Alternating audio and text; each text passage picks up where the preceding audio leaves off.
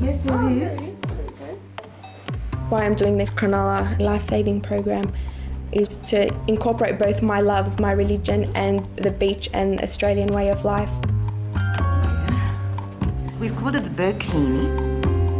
These are one of our new ones. We got a bit outrageous with the design here. I like this one. You like it? Yeah, I do. Okay.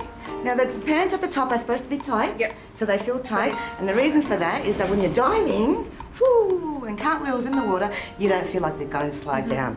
That looks fantastic. Many people don't realise we're just ordinary human beings.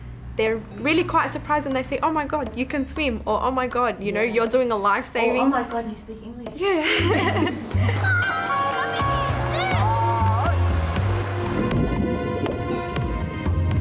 That woman cannot swim.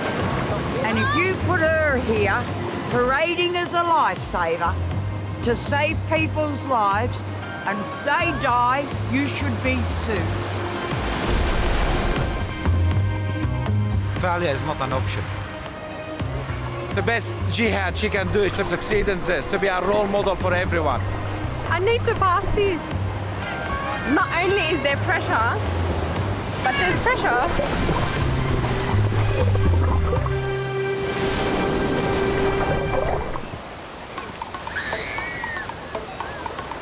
For years, Sydney Muslims from hot inland suburbs have cooled off on the beaches of mostly white Cronulla. Hostility grew between locals and Muslims. It got worse after September the 11th. In December 2005, Muslim youths allegedly bashed two white surf lifesavers, heroes of the Australian beach. A rally in support of the lifesavers became a riot.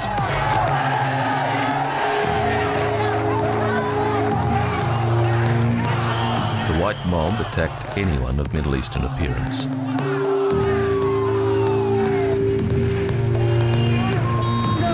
For the next 3 nights, Muslim gangs descended on beachside suburbs and took random revenge.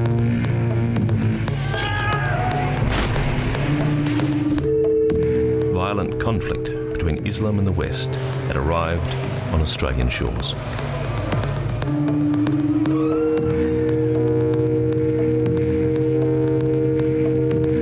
It's a senseless attack. It's just terrible. And not only that, it's what impacts them more. I mean, these perpetrators are one of us. And for what they have done, we've all been painted with such a behavior.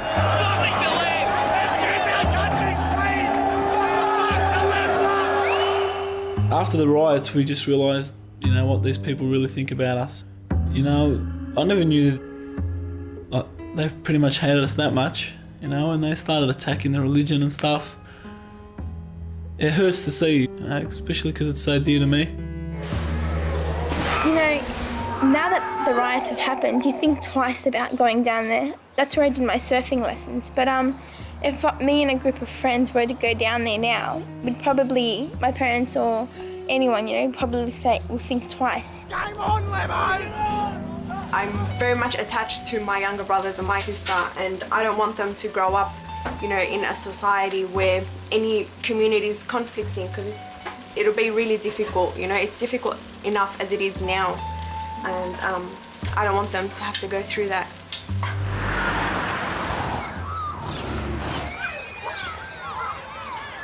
In the summer, almost a year on from the riots, fears grow that Muslims and other Australians will clash again on Sydney's beaches. Muslim community leader Dr. Jamal Rifi joined Surf Lifesavers to launch a special 12-week training program. I thought we were going to see you tomorrow. Their aims are high, to promote tolerance and replace last year's images of violence with those of harmony. 21 young Muslims volunteer to try for the bronze medallion and become surf lifesavers at Cronulla. Alrighty, morning troops. My name is Tony Coffey and this is Scott Rofe, and we'll be taking you for the bronze medallion. The object of the exercise is to have you turned into surf lifesavers as soon as possible so you can get onto the beaches and patrol the beaches there. I'm proud of the fact that you are all here. We're working as partners. to show the rest of society that we are no less Australians than anyone else. We are no different than anyone else. And we need to prove it by actions, not just by words. You will be the young people that will end all negative publicity about our communities. Don't quit, all right? Just don't quit. I'm an Australian. I revolve my life around my religion, but within reason, and I have to take the Australian way of life into that also without having to break my religious beliefs or my Australian way of life. And I think that's difficult in today's society. Try on. Definitely, we have to have the pair of hands. For Mecca, her religion presents a serious challenge to becoming a lifesaver. At 12, she chose to wear the hijab. She must remain covered in public from head to ankle, even while swimming. The burkini swimsuit, the new Islamic two-piece, seems to be the answer. Ever since I wore the scarf, there was no intention to go swimming anymore. Like, all that pretty much just phased out, and if you did go to the beach, you would just, sit on the side. You wouldn't actually participate in swimming. And even when I did swim, wearing like the heavy clothes and the long everything, it just took the fun out of swimming. So just skip all that and just sat on the side. But this is really good. It's really light, it's comfortable, and hopefully it'll help me with my swimming.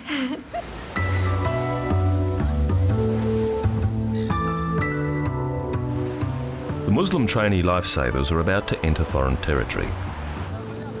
Cronulla's surf lifesavers are overwhelmingly white. As well as saving dozens from drowning each year, surf lifesaving's a sport and a way of life 100 years old.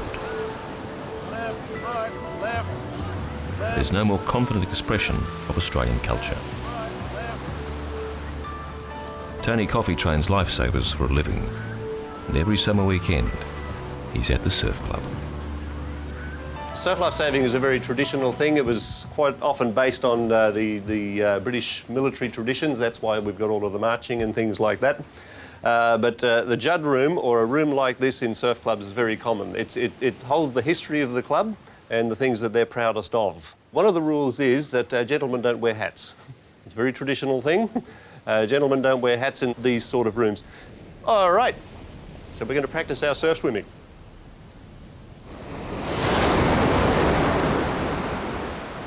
Most surf lifesavers grow up on the beach, but none of the Muslim squad have that head start in the surf.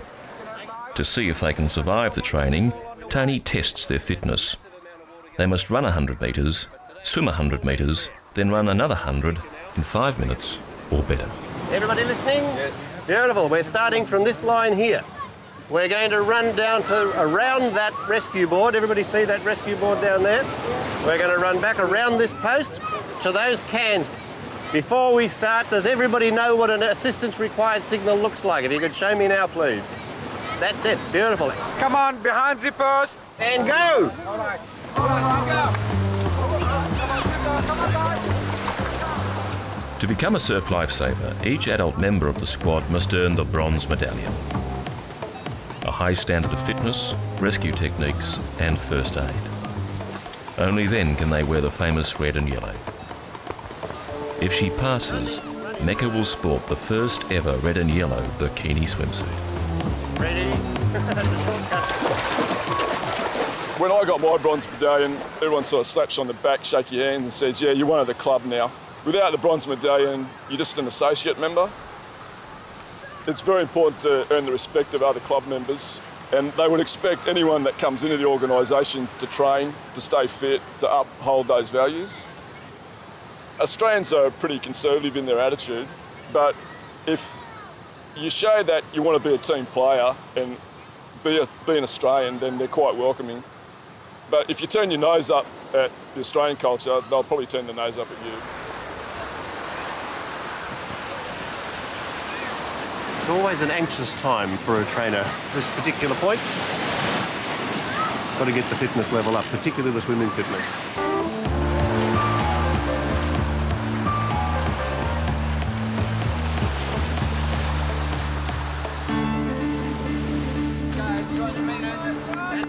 Megan only just made it. She did the 5 minutes actually, just on the 5 minutes, which was a bit of a surprise. We were looking close and Scotty had his watch on it as well, but 5 minutes. Cutting it fine, but yeah, at least now I'm satisfied I can put her in water without losing her at this stage of the journey. I'm a really good swimmer. I put in swimming clothes. You feel it. It's lycra. Yeah, I know. It's all lycra material. It's like a swimming costume. Maybe just get them a bit more tight to fit in. You know, like yours seems like it's got a bit of room in it. You need it more tight. It has to be for. Sorry? It has to be for like religious reasons, like. Oh, I know that. Yeah, I know that. Yeah. I've sort of gone more the other way, like with dressing, and I've only just started wearing a top now that I'm older. Like I used to always never wear a top. I used to just wear my pants. Yeah. Everyone come in contact with us. Everyone talk to us. They just love us. Except that everyone reads about us. They just hate us. So what we needed to do, we needed to send the right message, send the right image, and the real image. There is a lot of pressure on Megan's shoulders. Definitely it's very important for the group, for the idea that she graduates. It's very important for us to see her in her bikini. It's very important that she pass.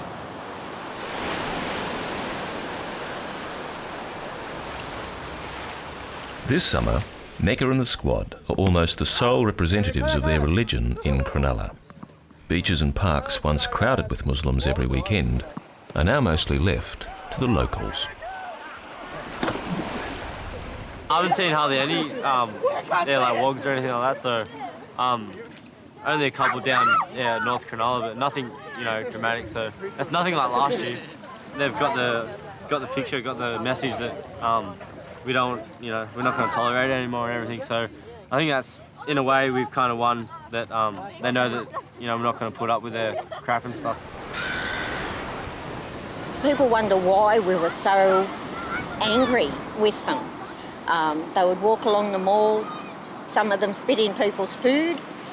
They would say to the girls, some of them even very young, cover yourself up or get raped. Now, I mean, this is insane. I've lived at the beach all my life, and this is virtually our lifestyle. And just finally, I suppose the lifesavers getting bashed just blew it all up.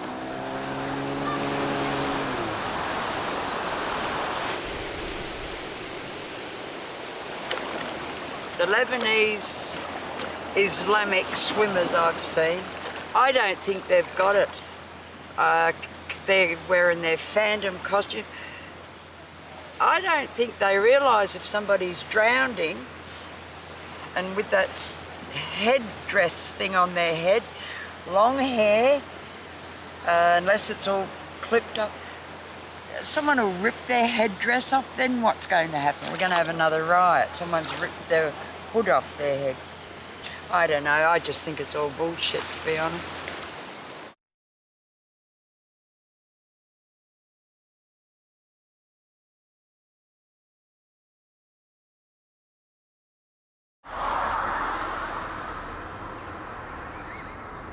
In Bankstown, an hour from the beach, Mecca's family are enthusiastic about her progress as a trainee surf lifesaver. Mecca's one very unique person. She's as original as her namesake, which is Mecca, for the holy Mecca in Saudi Arabia. I've been here since I was 5 years old. I'm like an energetic person myself, but she hasn't really had that opportunity to do that, which I'm so glad she's doing it now.